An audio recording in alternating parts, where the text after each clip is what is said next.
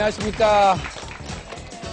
벌써 이제 10번째 시간이 됐습니다. 오늘 10번째 명심보감의 주제는 성심입니다. 성심. 이 성자가 이게 살필 성자인데요. 우리가 보통 뭐 살펴본다, 또 반성한다는 뜻도 있죠. 우리가 성묘할 때는 살필 성자는 쓰지만 반성한다는 뜻으로도 쓰이고, 왜 그 생략한다 할 땐 또 생자로도 읽기도 하지요. 그래서 우리가 오늘의 주제가 바로 이 성심입니다. 성심. 살필 성자의 마음심자. 내 마음을 한번 살펴본다 또는 반성한다. 다 괜찮을 것 같아요. 내 마음을 한번 살펴보고 반성하는 거죠. 여러분들 항상 마음을 이렇게 돌이켜 살펴보고 반성하고 사시죠? 왜 웃으세요?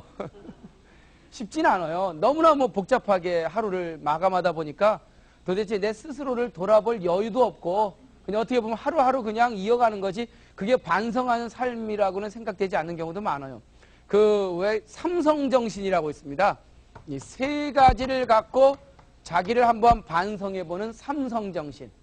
삼성정신이라는 건 이제 증자라고 하는 사람이, 공자의 제자였던 증자라고 하는 사람이 자기는 저녁에 잘 때마다 이 세 가지를 갖고 한번 자기를 반성해 본대요.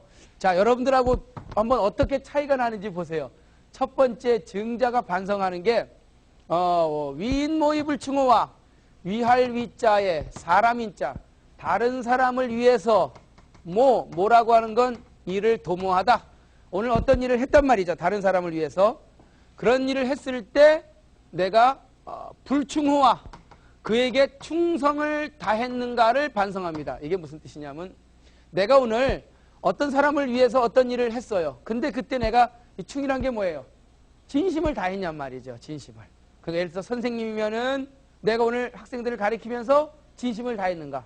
하다못해 요리사면은 내가 오늘 손님들을 위해서 좋은 요리 재료를 갖고 최대한 모든 노력을 다했는가? 여러분들 각자 할 것들이 있잖아요. 오늘 내가 다른 사람을 위해서 내 하는 일을 최선을 다했는가? 이 충이란 말이요. 전에 한번 말씀드렸죠. 이 다할 진짜, 몸기자. 나를 다하는 것이 충이다. 최선을 다하는 게 충이란 말이에요. 국가에 대한 충성은요. 그 뒤로 새로 만들어낸 거고 원래 그대로 올라가면 충이란 개념은 최선을 다하는 거예요. 정말 제가 항상 저희 학교 앞에 떡볶이집 예를 듣는데 그 집은 지금 자리가 없어서 손님들이 막 돌아가요. 이유는 간단해요. 정말 최선을 다하거든요. 그 집 가면 떡은 항상 방앗간에서 오자마자 글루꼬링이 돼요. 고추장은 정말 빻아서 직접 말려갖고 빻은 걸로 쓰고. 그러니까 최선을 다하다 보니까 손님들이 알아주는 거죠. 이 충을 내가 어떤 사람을 위해서 오늘 어떤 인생을 살았을 때 정말 최선을 다하면 전 어떤 방식으로든 보답이 올 거라는 생각이 듭니다. 이거를 하나 반성을 해본대요. 두 번째는요. 더블여자의 친구, 여붕우, 교.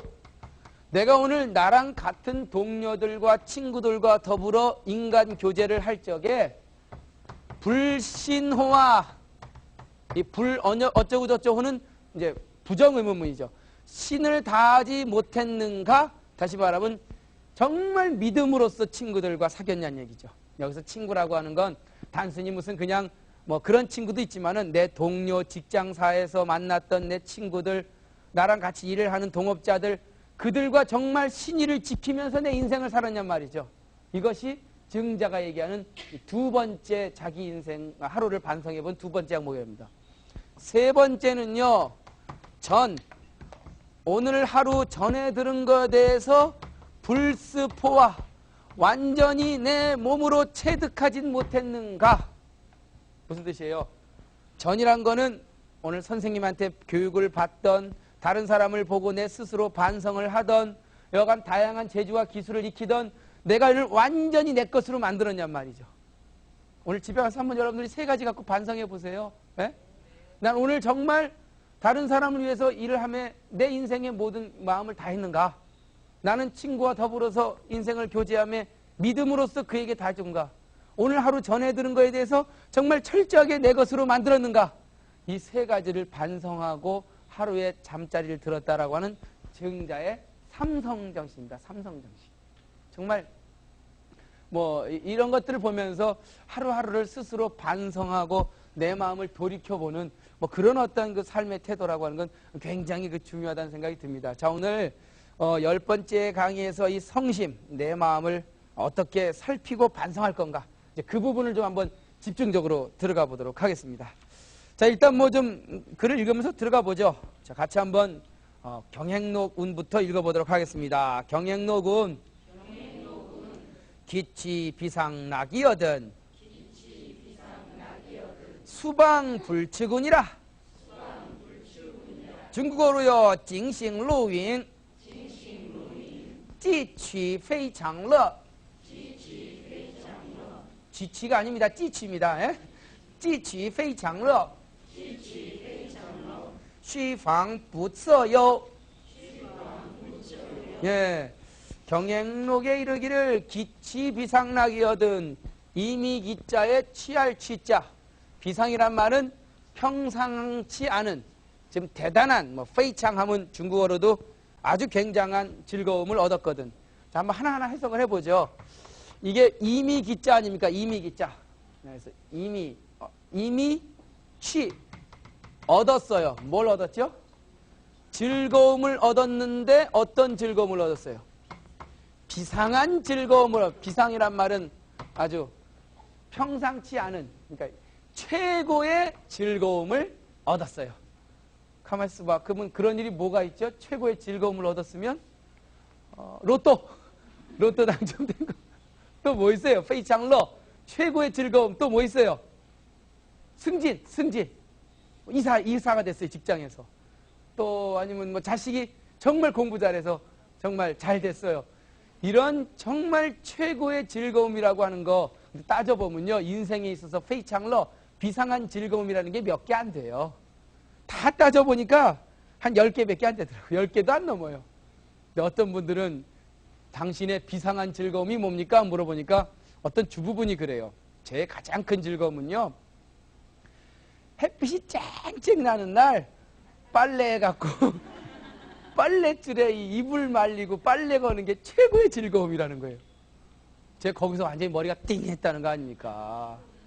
아, 인생이라고 하는 게 그게 무슨 커다란 즐거움이라는 게 저 멀리 있는 것은 아니구나. 정말 햇빛 바짝 난 날 빨래 넣는 재미가 최고의 즐거움이라고 하는 그분의 말씀에 제가 아주 내가 졌습니다. 어쩌면 이렇게 와서 저랑 여러분 같이 공부하는 것도 저한테는 굉장히 비상한 즐거움이에요. 맞아요? 그리고 또 뭐가 있죠? 맛있는 떡 같이 나눠 먹는 거? 아니면은 비가 촉촉히 내리는데 좋은 친구랑 이 좋은 안주랑 소주 한 잔 이렇게 하는 거. 저는요, 비상한 즐거움이라는 게 꼭 무슨 엄청나게 큰 즐거움이 아니라 일상생활 속에서 그 즐거움을 찾는 것도 굉장히 중요하다고 봐요. 그렇지만 여기서 이제 이 사람이 경행록에서 얘기하기는 이미 내가 최고의 즐거움을 얻었다면은 그때 이제 이 수라고 하는 건 모름지기 숫자입니다. 모름지기, 이 방은 방비해야 된다, 대비해야 된다, 준비해야 된다. 뭘 준비하래요? 근심에 대비하래요. 우여. 어떤 근심입니까? 아니불자의 헤아릴 측자, 불측의 근심. 자, 지금 백구가 돼요. 비상의 즐거움을 얻었을 때 불측의 근심을 대비해야 된다. 최고의 기쁨이라고 생각했을 때 그때 바로 뭘 준비해 들어가요? 헤아리지 못하는 근심에 대비해야 된다. 근데 이런 즐거움을 얻은 사람은 이거는 평생 안 올 줄 알아요. 절대 안 올 줄 알죠. 오로지 이 아름다운 이 행복이, 이 페이창러, 비상한 즐거움이 영원히 계속 지속될 줄 알죠. 그리고는 거기에 푹 빠져버립니다. 이것이 완성이라고 생각하고 더 이상 노력도 안 해요. 교만해져서 어깨는 더 올라갑니다. 결국 그랬을 때 그 즐거움이 컸던 만큼 슬픔도 그만큼의 강도로 밀려온다는 걸 사람들은 모르고 지나가죠. 그래서 항상 왜 잘 될수록 낮춰라. 네? 이게 굉장히 중요한 그 동양에 있어서의 하는 삶의 방식이에요. 방식.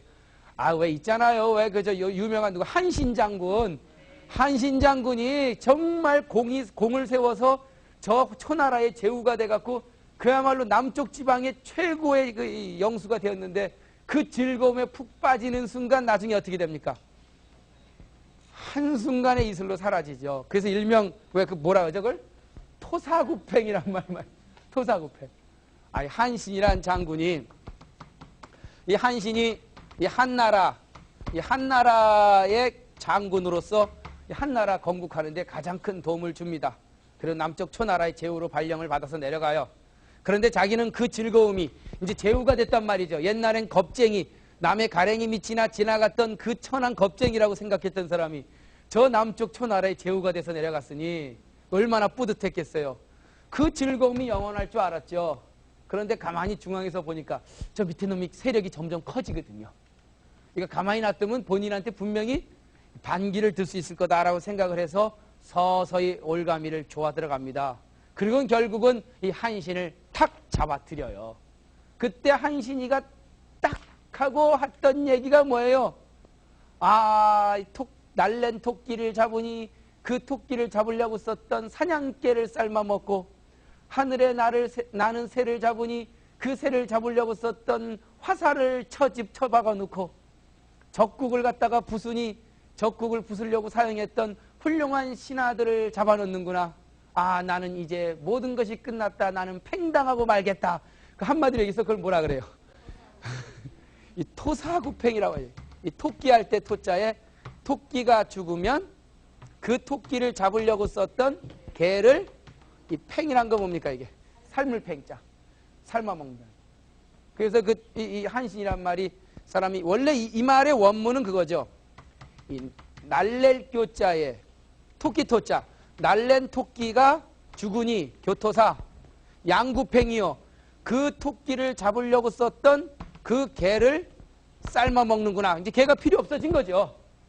또 고조진 저 높이 나는 새가 다 잡혀지니 다 할 진짜 다 잡으니 그 새를 잡으려고 썼던 양궁 좋은 활과 화살이 전부 다 창고에 처박혀서 감춰지는구나. 그리고 적국파의 모신망이라. 이 상대방 적의 나라가 멸망하고 나니까 그 적을 멸망하려고 사용했던 내 충실한 신하를 어떻게 한대요? 모신을 죽여 없애는구나.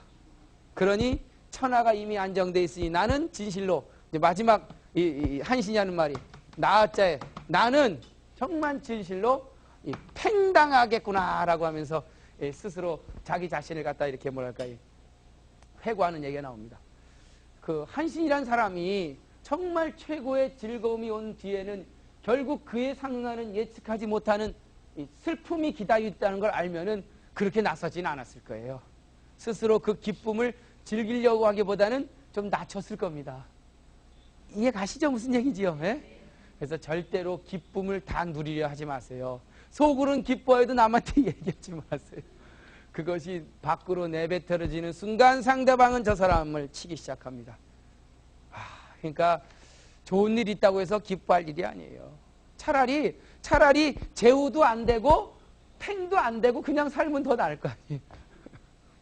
그래도 짧고 굵게요. 제후도 돼보고 시련도 겪어보고. 자, 우리가 이 경행록에서 얘기하는 건 참 그 도가적인 사유가 강해요. 기치비상락이 얻은 수방불축은이라.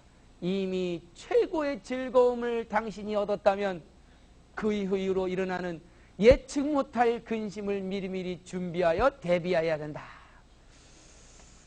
자, 이 명심보감이 아주 명구절이죠. 그 다음에 보겠습니다. 경행록은 심의 필심비여. 잘 쓰셨죠? 같이 한번 읽어볼까요? 경행록은 심의 필심비여.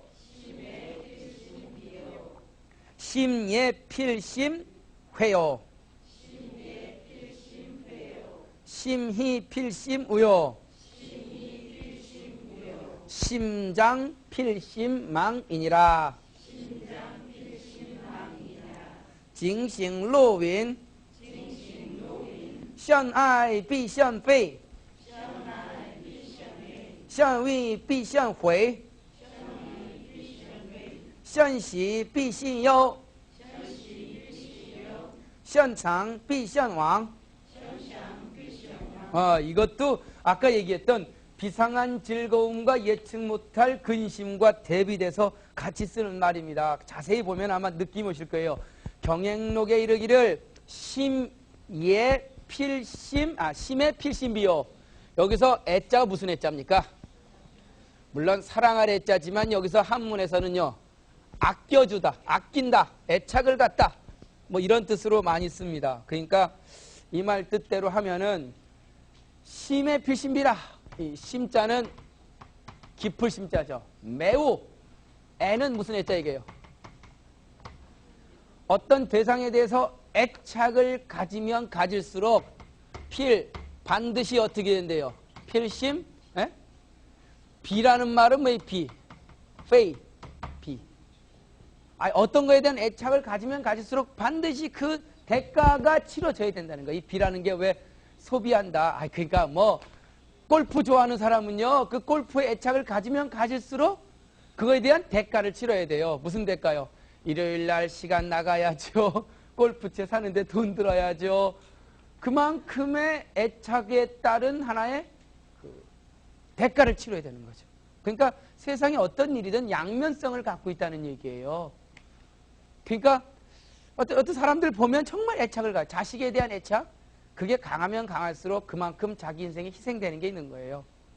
물론 그것을 즐기며 할 수 있지만 굉장히 그건 어떤 뭘까, 양면성을 갖고 있다는 거죠. 그래서 이런 그 명심보감에서 보면 그렇게 애착 갖지 말래요. 너무 그거는 애착이 가지면요, 애착이 가진 만큼 자식이 나한테 애착을 안 가져주면 어떻게 돼요? 그땐 다 소진되는 거죠. 아주 슬퍼지는 거죠. 나는 정말 너한테 그렇게 큰 애착을 지녔는데 너는 나한테 전혀 그거에 대한 대답이 없으니까 비라는 게 뭐야? 그만큼 내 인생을 다 소비하게 되는 거죠. 뭐 그래도 물론 그게 좋다면 하셔도 좋은데, 그러니까 너무 그렇게 빠지지 말란 얘기입니다. 그래서 지금 하는 얘기가 계속 심의 필심비요. 그 다음 뭐예요? 심예. 이 예는 뭡니까 이게?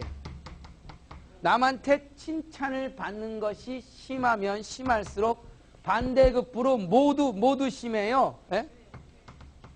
이 회라는 게 뭐예요 이게? 비난도 칭찬과 비난은 동시에 일어나는 거예요. 그러니까 남한테 내가 칭찬을 받고 찬탄을 받고 아주 대접을 받는 순간 결국 그 다른 면에 있어서는 그만큼의 그 비난도 감수할 준비가 돼 있어야 된다는 거죠. 뭐 스타가 된다는 게 그런 거 아니에요? 뭐 TV 뭐 이런 영화 스타들 한쪽 편으로 보면 굉장히 열광하는 사람이죠. 한쪽은요, 굉장히 그 안티 세력들도 있죠. 결국 명예와 비난은 동시에 가져갈 각오를 하라는 겁니다. 그리고 세 번째 얘기도 마찬가지예요. 너무 기쁜 일이 생기면 기쁠이 있자 그만큼의 모두 생기는 거예요. 근심도 있다는 거예요. 아까 같은 얘기예요. 비상락이면 불치구가 있듯이 너무 기쁜 상황이 생기면 그거에 따른 너무 큰 슬픔도 있다는 거죠. 왜? 너무 기쁘니까 그 기쁨이 무너졌을 때 너무 슬픈 거죠. 너무 사랑했기 때문에 떠나니까 너무 슬픈 거죠. 그래도 사랑할 거죠. 슬플 때 슬프더라도. 그래서 이러한 양면성들, 심장이라. 사람이 너무 돈을 모으고 감춰놓고 쌓으려고 하면요, 반드시 그만큼 없어지는 게 있는 거예요. 세상에는요, 이런 양면성이 있다는 겁니다. 애착을 가지면 그만큼의 소비되는 게 있고, 남에게 칭찬을 받으면 그만큼 비난도 받을 것이요. 어떤 좋은 일이 생기면 그만큼 걱정도 생기게 되고, 어떻게 돈을 많이 모아놓으면 그만큼 잃어버린 내 인생도 있단 말입니다. 어떻게 사실 거예요, 그래서? 적당히 넘치지도 않고 모자르지 않게. 그래서 우리가 항상 전해던 얘기죠. 어디에 그칠지를 알아야 된다.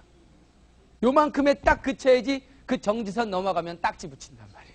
벌금 낸단 말이에요. 근데 대부분 그 브레이크가 잘 안 들어요. 그거 더 가고 싶거든. 한 발짝만 더 가다가 결국은 예상치 못한 슬픔과 예상치 못한 이 덫에 걸려서는 스스로의 인생, 약간 토사구팽 얘기처럼요. 그래서 이 성심편상은 계속 이러한 그 양면성을 얘기하면서 내 마음을 한번 이 반성해 보라는 얘기입니다. 주역에도 보면요, 여러분들 주역이 64개가 있죠. 64개 중에 가장 첫 번째 개가 뭡니까? 바로 이 중천건, 하늘. 양이 6개 겹친 거죠. 그래서 주역은 밑에서부터 이제 괴가 올라갑니다.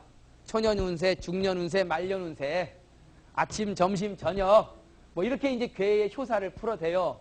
근데 주역에 보면 건괴의 효사 중에 요 맨 밑에 있는 괴는요, 이게 바로 뭐냐면은 잠룡이에요, 잠룡. 잠룡이란 게 뭐예요? 잠수돼 있는 용이요. 그러니까 아직 세상에 안 나가고 물 수면 밑에 있어요. 수면 밑에서 뭐 하고 있습니까, 지금? 열심히 때를 기다리고 있는 거죠. 예? 그래서 때를 기다려서 그 다음 단계로 올라가면은 혈룡입니다, 혈룡. 나타날 현자, 이 현자랑 같아요. 이제는 용이 수면 위로 쫙 나왔어요. 나오니까 사람들이 막 나를 갖다가 막, 그동안 수고했다고 용 나오셨네 하면서 막 경배하죠. 그때부터 점점 이 용은 커나갑니다. 커나가서 마지막 위의 용이 되면요, 항룡이 됩니다. 항룡. 항룡이 무슨 항자이게요? 끝까지 올라갈 항자입니다. 수면 밑에 잠겨있던 용이 나타나서 끊임없이 커가다가 마지막 효사에 올라가면 더 이상 올라갈 수 없는 용이 되면요, 그럼 뭐가 생겨요? 있을 유자에 후에 해자, 항용이 유해니라. 끝까지 올라간 용이 반드시 후회가 있는 것이다, 이런 말을 합니다. 용의 눈물. 용이 왜 눈물을 흘리겠어요? 왜? 에? 용이 왜 눈물을 흘려요? 물속 밑에 있던 잠룡은 눈물을 안 흘립니다. 열심히 자기가 나가기 위해서 열심히 자기 인생을 닦아 나가요. 그러다가 밭에 나온 용은요, 정말 열심히 일을 합니다. 점점 스타가 되는데 마지막까지 가면은 그때부터 뭐 할 일만 남았어요? 이게 올라가면 그 다음 뭐가 남았어요?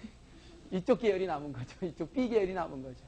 기쁨이 컸던 만큼 슬픔도요, 결국 떨어지는 용이 돼서 그 용은 눈물을 흘린다는 거죠.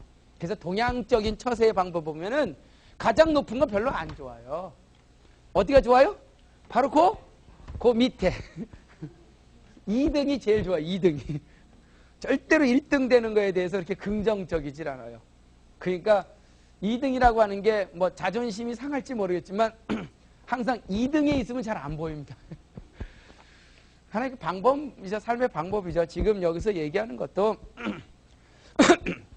이 사물이라고 하는 것은 양면성이 있다는 겁니다.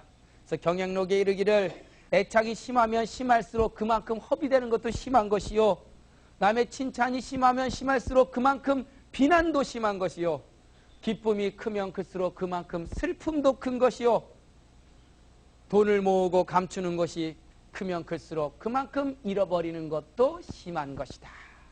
이것이 바로 이 경행록에 나오는 그 이야기였습니다.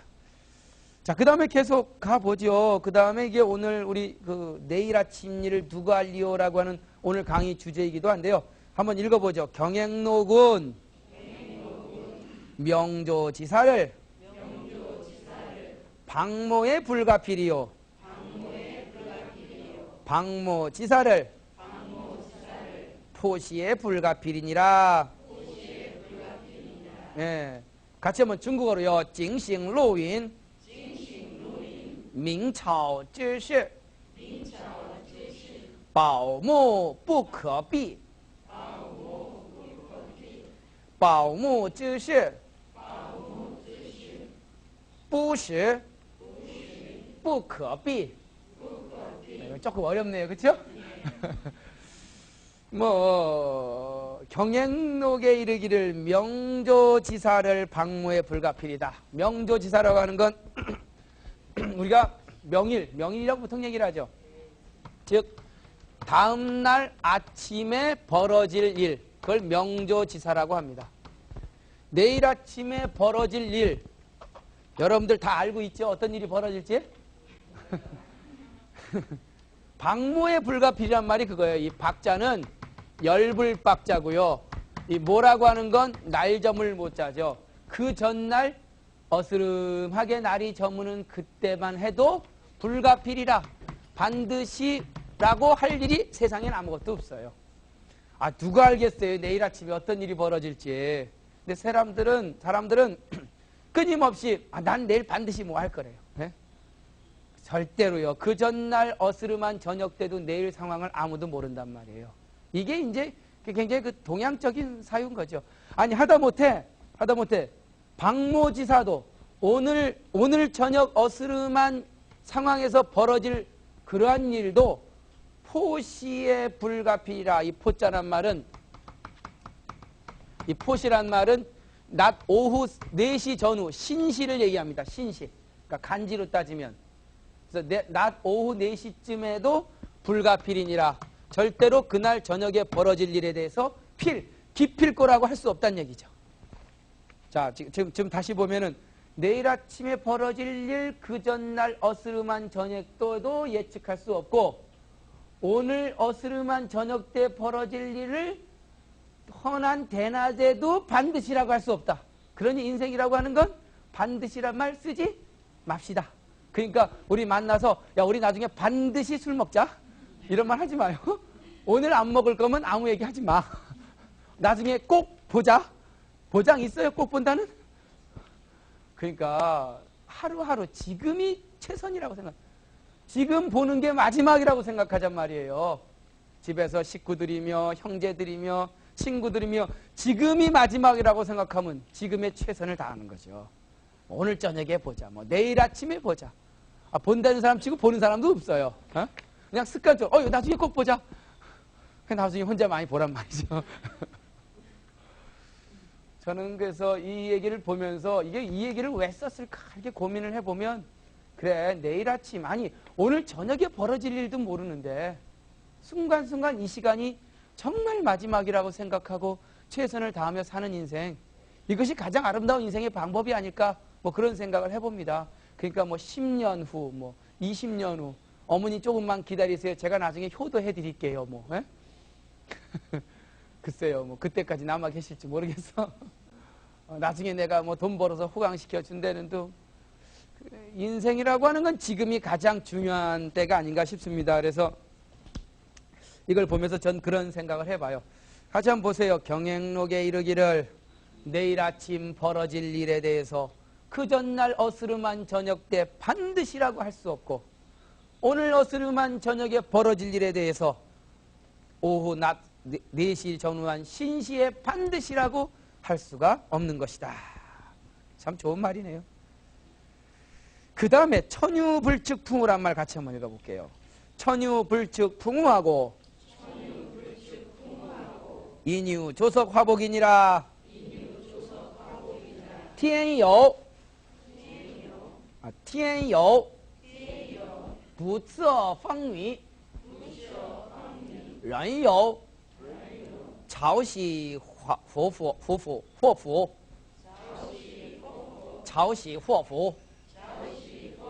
천유불측풍우하고 인유조석화복이니라. 이 말도 뭐 이거 굉장히 많이 쓰죠. 하늘에는 불측풍우 뭐 할 수 없는 뭐가 있어요. 예측할 수 없는 비와 바람이 있듯이 그 얘기를 하려는 게 아니죠. 아니 하늘에는 인간이 예측 안 되는 비도 치고 바람도 몰아치는 그런 게 있다는 것이 자연의 현상이고 그 얘기를 하려는 게 아니라 결국 그 다음 구절 얘기를 하는 거예요. 인간에게도요. 뭐가 있어요? 조석화복이 있대요. 인간에게도 있을 유자 뭐가 있대요? 아침, 저녁 끊임없이 번하는 화도 들어왔다가 복도 들어왔다가 그러니까 하루에도 한 10대 번씩 울다 웃죠. 에? 막 지하철 타려고 갔다가 놓치면 그걸 왜 이러냐 가다가 그 다음 차 오면은 자리라 보면 역시 난 운이 좋다고 하고 하루에도 10대 번씩 사람이 웃다 울다 정말 그 화복에 따라 바뀌어요. 아침에 멀쩡하던 사람이 저녁 때는 실패해서 막 좌절하고 그 다음날 아침에 일어나면은 아주 또 아무렇지도 않다는 듯이 왜 있잖아요. 그 누구죠? 그 장자에 나오는 얘기인데 그 어느 국경 지역에 수비대장의 딸이 하나 있었는데 그 딸이 너무 이뻐갖고는 왕궁 진나라 왕이 야 그 딸 내 부인으로 보내라고 했어요. 그러니까 이 국경 수비대장 딸이 내가 왜 첩으로 가냐고 안 가 난 절대 시집 안 가 하다가 할 수 없이 끌려갔는데 간지 그 다음날 바로 얘기했어요. 내가 왜 안 왔냔 말이에요. 이렇게 좋은 데를. 온갖 신하들이 다 떠받들고 먹을 거 많고, 야, 인생이라는 게 이렇게 좋은데 내가 왜 이 좋은 걸 마다했냐고 했죠. 그러다 결국 어떻게 됩니까? 나중에 쫓겨나죠.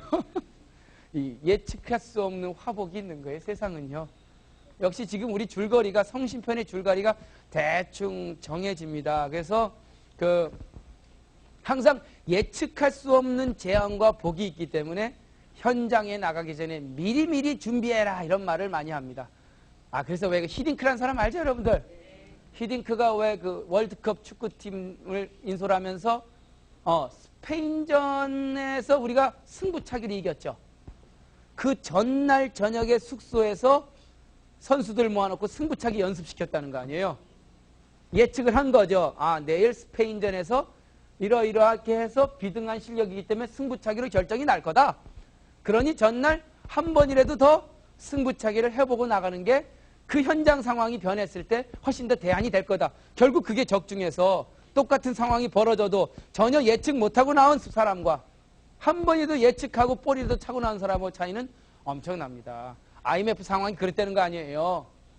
뭐래서 지금도 우리가 위기 상황이라고 얘기하는데 그 IMF라고 하는 그 상황이 아무도 예측을 못했지만 예측했던 사람한테는 엄청난 기회였다는 거 아니에요. 뭐 얘기 들으니까 그때 컸다는 사람이 많아요. 조금만 예측하고 뭐 은행이 문제가 생기면서 경제 상황이 바뀌는 거에 대한 미리 예측을 갖고 그 당시에 정말 현금 보유율을 높이고 은행 이자를 갚고 해서 준비했던 기업들은 전부 다 30위권으로 다 진입했어요. 설마 하다가 결국 그 상황이 돼서 흔적도 없이 날아간 조직들이 많습니다. 그래서 왜 왜 삼국지에 나오는 적벽대전 있죠? 적벽대전. 적벽대전이 뭐예요? 제갈공명하고 저 산동 군대, 저 조조하고 붙어서 완전히 그 산동의 83만 명의 대군을 별 볼 일 없는 이 제갈공명과 송건 연합군이 양자강 밑으로 쓸어놓은 사건 아니에요. 사실 처음엔 게임도 안 됐습니다. 그런데 여기서 왜 승패가 바뀌었느냐?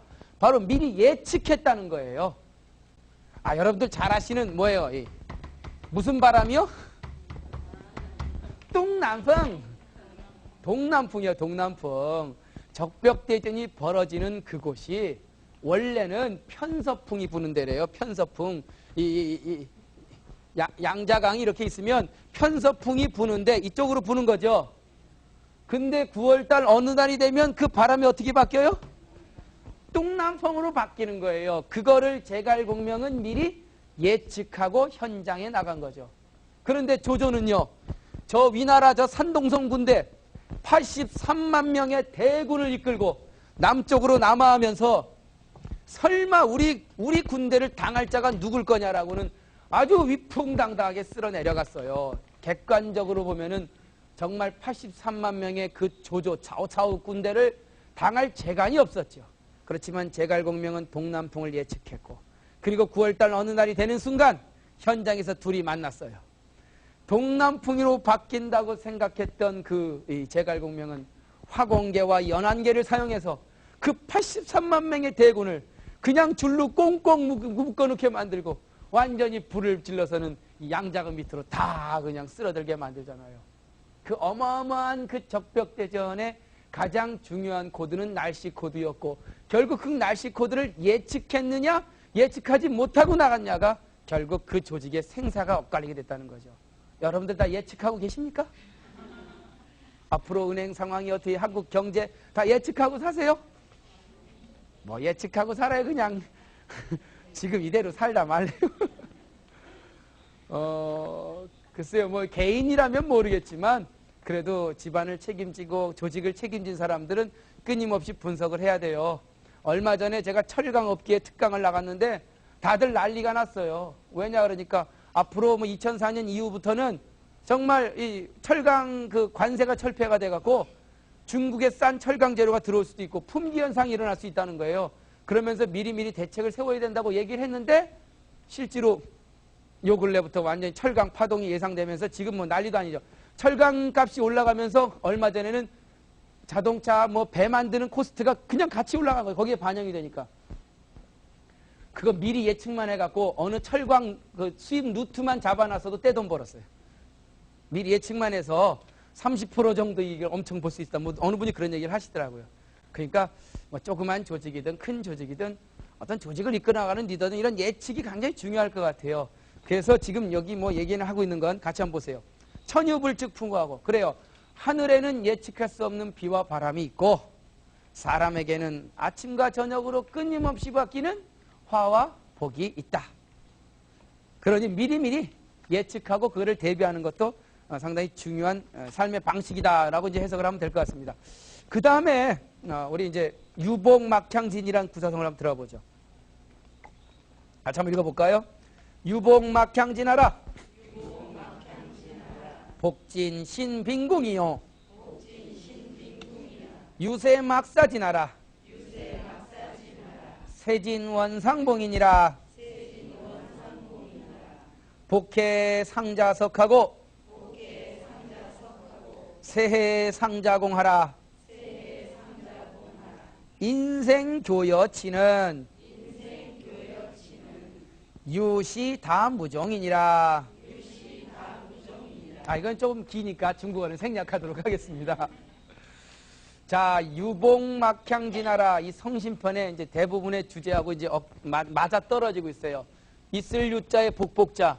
나에게 행복이 찾아왔어요. 유복. 복이 찾아왔어요. 찾아왔습니다. 그랬을 때 막향진하라. 한번 보세요. 있을 유자, 복복자. 나에게 행복이 찾아왔어요. 그런데 이 막은 항상 말막자 뭐였어요? 뭐뭐 하지? 뭐뭐 하지 마세요. 향은 무슨 향자입니까 이게? 예? 누릴 향자입니다. 진은요, 진. 다할 진. 자, 그럼 해석은 금방 되죠? 나에게 어떤 행복이 찾아왔든 그 행복을 모조리 다 100% 다 누리려 하지 마세요. 이 말 이해 안 가시는 분 많아요. 아니 왜 행복이 찾아왔는데 그 행복을 100% 다 누리지 말란 말이냐? 그게 좀 이해 가세요? 그럼 100만 원 주셨으면 100만 원 다 쓰지 말고 90만 원만? 행복이라고 하는 거 나에게 찾아온 거 모조리 다 쓰려고 하지 말래요. 그 다음 보세요. 복진. 행복복자 다할 진짜 그 복을 다 쓰게 되면요. 그럼 어떻게 된대요? 결국 자기 몸뚱아리는요. 빈궁이라. 가난할 빈자에 궁할 궁자. 그러니까 있을 때 너무 다 쓰지 말래요. 나중에 그거 다 쓰고 나면 내 몸이 가난하고 궁해진답니다. 그러니까 나에게 다가온 행복 조금 남겨놨다가 차근차근 써야지 그걸 그냥 뭐 들어온다고 있는 대로 다 써버리면 결국 그거 다 쓰고 난 다음에 반드시 후회한다. 제가 그 얘기 한번 했었나요? 부뚜막에서 불을 끓일 때 솥에 물이 넘쳐 흐르면 안 된다.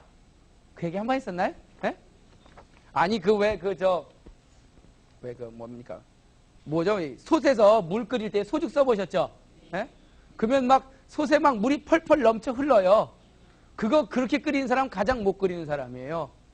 솥에 물이 넘쳐 오르면 항상 왜 그 솥붓자 있죠? 솥붓자. 솥이 있으면 밑바닥 젖자. 솥 밑에 있는 그 장작더미, 뗄나무 장작더미를 뽑을 추자. 부저 추신이라. 이 말 제가 안 했었나? 예? 예? 솥에, 솥붓자요. 솥에 물이 막 넘쳐 흐르면요. 가만 놔두면 어떻게 됩니까? 다 넘쳐 흘러요. 그리고 다 뒤어버립니다. 그랬을 때 제일 좋은 방법은요. 솥 밑에 뭐요? 헐헐 타는 장작 하나를 추는 뭐예요? 슬쩍 뽑아내야 돼요. 근데 이게 쉽지 않아요. 여러분들 불 떼보지가 있지만 아니 잘 타는 장작을 멀쩡한 잘 타는 장작을 빼내기가 쉬워요? 이거 어떻게 키운 불인데 이걸? 이게 무슨 뜻인지 아시겠죠? 때로는 정말 가슴 아프지만 내 행복을 지워버리고 때도 필요해요. 이게요. 이거 이해하는 게 굉장히 저는 어려웠는데 이해 가세요? 왜 잘 타는 장작을 빼서 흙을 덮냔 말이에요. 자글자글 오래 끓이기 위해서. 물이 훨훨 넘쳐버리면 다 뒤어버리고 화상달고 한번 확 끓이고 마는 거예요. 정말 오래 끓이려면 그 불 조절을 해야 되는데 그때는 잘 타는 장작도 빼낼 수 있는 그 컨트롤이 있어야 된다는 거예요. 그래서 자글자글. 인생도 마찬가지예요. 너무 잘 된다고 정신없이 끓이다 보면 한때는 잘 됐다가 뻥 터져요. 자글자글. 네? 그러니까 항상 뒤돌아보고 혹시라도 내가 뭔가 부족한 건 없는가 다시 한번 눌러보고 또 한 단계 올라가고. 그래서 제일 나쁜 승리가 결국은 뒤도 안 돌아보고 잘 되는 거예요. 이게. 뒤도 안 돌아보고 가다가 한번 떨어지면 끝도 없어요. 제가 옛날에 어느 증권과 그 증권 예탁원이네 거기 특강을 해달래서 갔더니만 거기 한 분이 저한테 그래요. 증권 용어 중에 이런 게 있대요. 그래서 뭐가 있냐 그러니까 산이 높으면 골도 깊도다. 그런 말 있습니까? 산이 지나치게 높으면요 골도 지나치게 깊습니다. 그러니 높은 만큼 골짜기도 깊다는 걸 생각해서 높이 올라가다 다시 한번 다지고. 이게 굉장히 중요한 거예요. 이게요. 모든 사물의 이치에서. 솥에 물이 끓어 넘쳐 오르면 손 밑바닥에 있는 뗄나무를 뽑아라. 부저 추신이라. 이게 바로 이 얘기일 것 같아요. 행복이 다가올랑 모두 다 즐기려고 하지 마세요. 그 행복이 다가올 때 내 몸이 정말 처참하게 변하거든요. 두 번째, 유세. 있을 유자에 권세 세자. 나에게 권세가 다가왔어요. 말막자에 불일사자에 다할 진짜 뭐 하지 마세요? 모두 다 권세를 부리려 하지 마세요. 왜요? 그 권세가 다 하고 나면 그 다음 어떻게 됩니까? 원상복이라 그 권세에 의해서 피해를 받던 수없이 많은 사람들의 그 원망이 서로 만나게 된다는 거죠. 참 이거는 권세 가진 사람이 얘기 들어야 돼요. 힘 가진 사람이.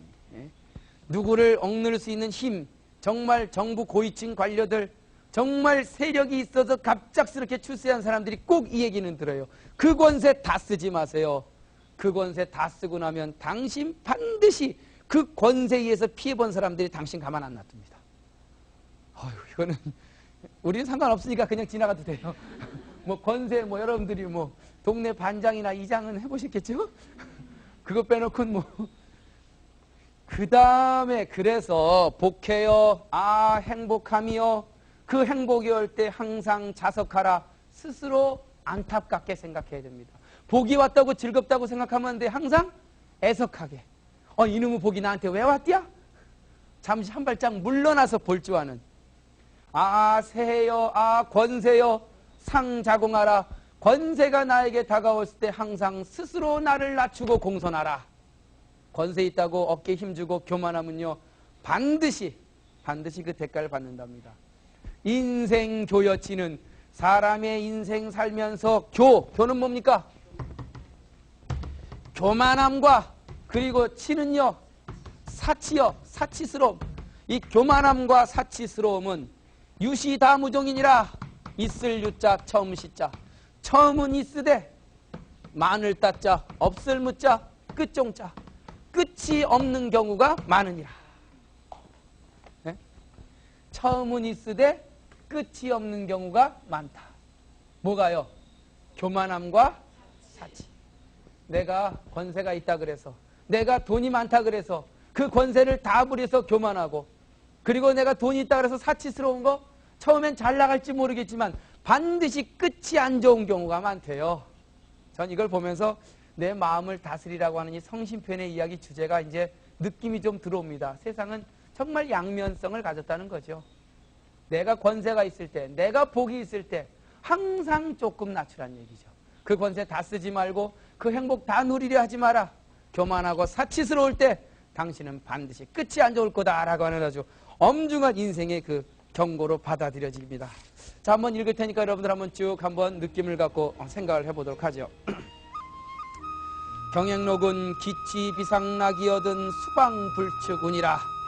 경행록에 이르기를 내 인생에서 이미 비상한 즐거움을 얻었걸랑 모름지기 예측할 수 없는 근심에 대비해야 하느니라. 경행록은 심의 필심비요 심의 필심해요 심이 필심우요 심장 필심망이니라. 경행록에 이르렀다. 너무 깊이 애착을 가지면 그만큼 너무 소비할 것이요 너무 칭찬을 받으면 너무 비난받을 것이요 기쁨이 너무 크면 슬픔도 너무 클 것이요 너무 감추려 하면 반드시 너무 잃게 될 것이니라. 경행록에 이르기를 내일 아침의 일을 그 전날 어스름한 저녁에도 반드시라 할 수 없듯이 오늘 저녁에 벌어질 일도 낮 오후 4시에도 반드시라고 할 수 없느니라. 천유 불측 풍우하고 인유 조속 화복이니라.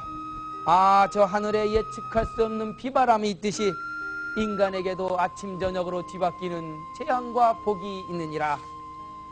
유복막향진하라 복진신 빈궁이요 유세막사진하라 세진원상봉이라. 행복이 있거든 다 누리려 하지 마라. 그 행복이 지나고 나면 내 몸 빈궁하게 될 것이요 권세가 있다고 다 쓰려 하지 마라. 권세가 끝나면 그 원한이 너에게 다가올 것이니 행복이여 항상 조심하고 애석하게 생각하라. 나에게 다가온 권세여 항상 나를 낮추고 공손하라. 인생 살면서 교만하고 사치스러운 거 처음은 이때 끝이 안 좋은 경우가 많느니라. 이 말이 참 좋네요. 에? 성심이라고 하는 거, 내 인생을 살펴본다, 반성한다는 얘기는 결국 나에게 다가오는 수없이 많은 인생의 일이라고 하는 것이 양면성을 갖고 있다는 겁니다. 그것이 행복이든 권세든 또 아니면 기쁨이든 항상 또 다른 면을 생각하면서 미리 준비하고 예측하고 대비하면은 아마 내 마음을 끊임없이 한번 돌아보는 그런 계기가 될 거라는 생각이 듭니다. 여러분들 어떻게 하라고요? 행복할 때 더욱더 조심하라고, 자제하라고요. 그것이 그 행복을 오래 누리는 그러한 방법이라는 것이 오늘 성심편의 이야기.